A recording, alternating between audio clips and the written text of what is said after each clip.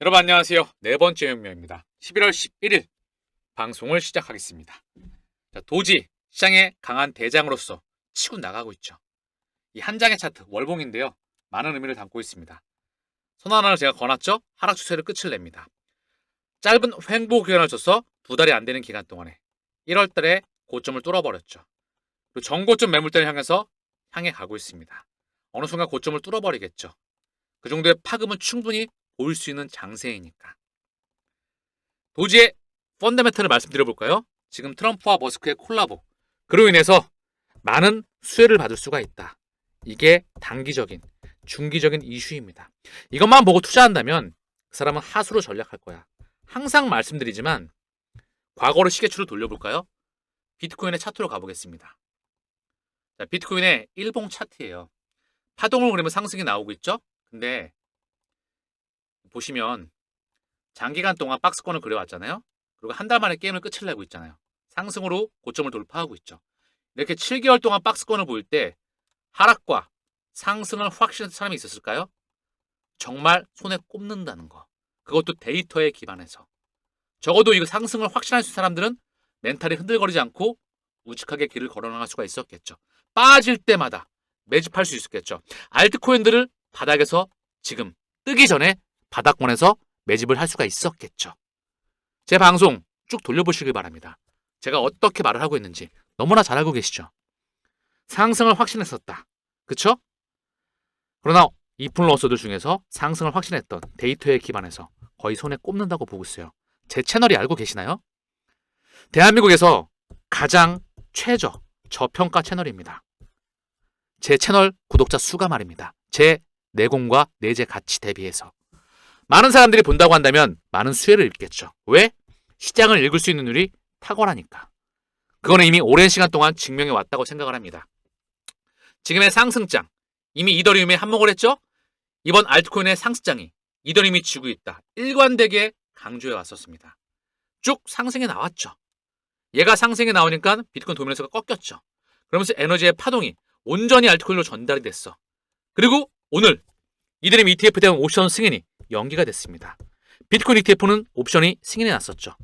옵션 시장에 대한 부분 언급을 좀 드리고 가는데요. 현물 시장이 있죠. 현물 시장을 기본으로 한 파생 상품, 선물과 옵션 시장이 있습니다. 이 파생을 키우는 작업을 비트코인을 SEC가 승인해줬던 거야. 그러면 파생 상품을 더 키우겠죠. 즉 명분은 해지이지만 기관들을 위한 명분은 해지이지만 상승이건 하락이건 횡보이건 시장을 컨트롤할 수 있는 도구를 만들겠다. 시장 파일을 키우겠다. 결국 비트코인에 대한 부분이 이 부분이 승인해 놨던 것이다.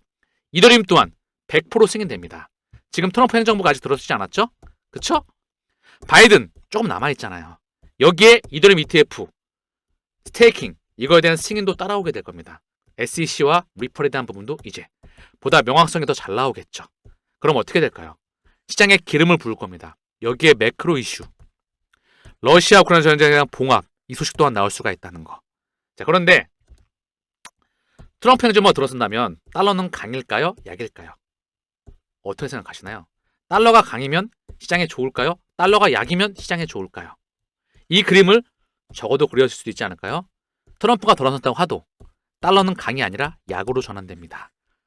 그리고 원화와 위안화는 강세로 전환될 확률이 높습니다. 지금 위안화가 약세이죠. 그래서 원화가 약인 겁니다. 그래서 대한민국 증시가 절고 있어요. 위안화가 강세로 전환되게 되면 아시아 증시와 함께 위험자산이 본격적으로 랠리를 한 번 더 볼 수가 있다. 자, 그리고 미 국채 금리가 많이 뛰었죠. 이게 스물스물 내려와야 되겠죠. 급하게 내려가면 경제 위기예요. 아시겠죠? 금리의 뜻도 시간을 빌어서 말씀을 드리죠. 금리는 돈값입니다. 경제 성장률 플러스 물가 상승률이에요.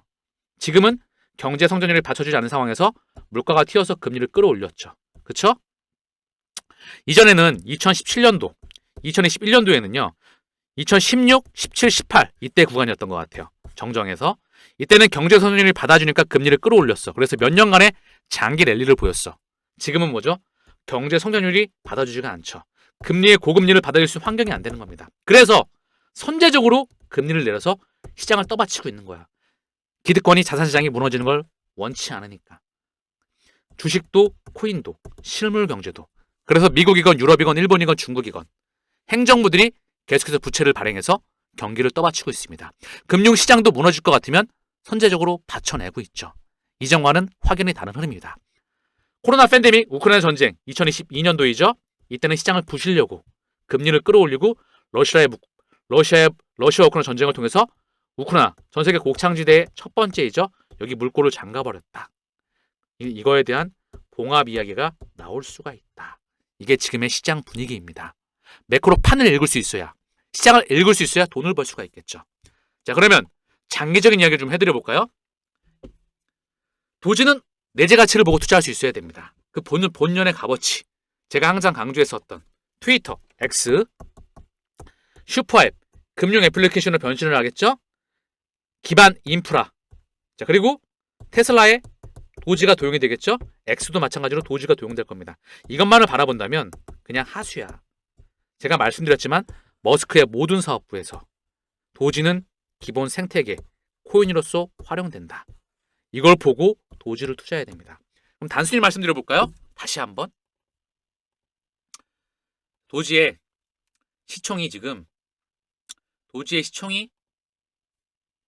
58.2조 원이야. 테슬라의 시총이 1,400조 원입니다. 굉장히 지금 싸죠? 테슬라 가치가. 왜냐하면 테슬라의 주가는요. 앞으로 주가의 미래는 전기차를 기반으로 성장해 왔잖아요. 여기서 확장해 나갑니다. 스페이스X, 우주, 한 번 더. 그리고 하나 더. 자율주행, AI, XAI, 인공지능과 우주. 이 두 개가 머스크의 다음번 성장 축입니다. 근데 이 우주는 그 끝을 누구도 알 수 없어요. 소행성 하나의 가치가 지구 10만 개의 값어치입니다. 그래서 이 시총 따위가 무의미하다는 거. 더불어서 자율주행 플랫폼 XAI. 이게 새로운 층이죠. 새로 생겨난 시장입니다. 그 파이가 어디까지 커질지 그 누구도 예측할 수가 없다는 거. 단순히 말씀드려볼까요? 원가 경쟁력이 기업의 핵심 경쟁력입니다. 먼저 스타링크, 스타쉽. 이 구조인데요. 스타링크의 기업 가치가 343조 원. 이것도 참고는 하고요. 스페이스X도 300조 원. 참고만 합니다. 보시면 지금 보시는 사진이 랩터 엔진이라고 하는 로켓에 장착되는 엔진입니다. 보시면 1세대, 2세대, 3세대죠. 굉장히 크고 무겁고 비쌌습니다. 점점 단순화되죠. 가볍고 가격이 싸집니다. 보시면 이 로켓에 이게 랩터 엔진이거든요. 수십 개가 장착이 되죠. 이 원가 경쟁력. 남들이 침범하지 못하는 독보적인 원가 경쟁력이 있습니다. 스페이스X, 스타링크, 그리고 테슬라의 자율주행 플랫폼, XAI, 타의 추정을 불허합니다. 남들이 침범하지 못하죠. 새로운 시장에 나왔을 때. 머스크의 사업부가 성장을 하면 도지의 값어치도 계속 커질 수밖에 없습니다. 단순하게 말씀드리면 지금의 값어치에서 곱하기 몇십 배를 하더라도 50조죠. 테슬라가 1,400조? 그러면 한 30배, 20배를 더해도 지금 가치에 미치지 못한다는 거. 그럼 감이 끄떡끄떡 거려지시죠? 장기적으로 뭐를 보고 투자해야 되는지. 단순하게 얍삽하게 난 좀 먹고 빠지겠어. 그러면 그냥 호구로 전략하고 말 겁니다. 적어도 내재 가치를 볼 수 있는 힘이 있어야 된다. 그 본연의 본질 가치 말입니다. 매크로도 마찬가지야. 과연 달러가 약으로 갈까요? 약으로 가야 되겠죠. 그러면 달러의 근본적인 흐름을 볼 수 있어야 돼. 달러는 경제 펀더멘탈입니다. 미국 경제의 펀더멘탈. 연준의 금리 정책과 맞물려 있죠. 이걸 읽어낼 수 있어야 된다. 달러는 약으로 전환된다. 원화는 강, 위안화는 강, 국채금리는 하락, 코인 시장은 마지막 피날레를 장식하게 된다. 이 구도를 그려낼 수 있어야 돼. 자, 미국의 이더리움 휴머니티 시장이 역대 최고 주간 순이익을 기록하였다. 이더리움 물량이 들어오고 있죠. 이제 순유출이 점점 줄어들면서 플러스로 전환되고 있다. 이전과는 확연히 다른 흐름이다. 비트코인 도미넌스가 꺾였죠. 꺾이고 이더리움이 치니까 알트가 치는 겁니다.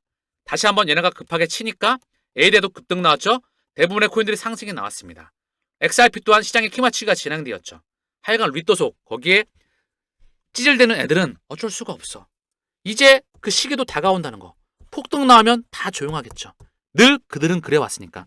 또 급등 나오면 빚내서 들어오겠죠. 그런 하수는 그냥 투자하지 않았으면 좋겠어. 자, 그리고 이 상황에서 다시 비트가 오늘 상승을 좀 했죠. 도지가 상승이 나오고요. 다시 바톤을 받아줄 겁니다. 이러면서 계속 키 맞추기가 진행되면서 시장 유동성을 키워나갈 거라는 거.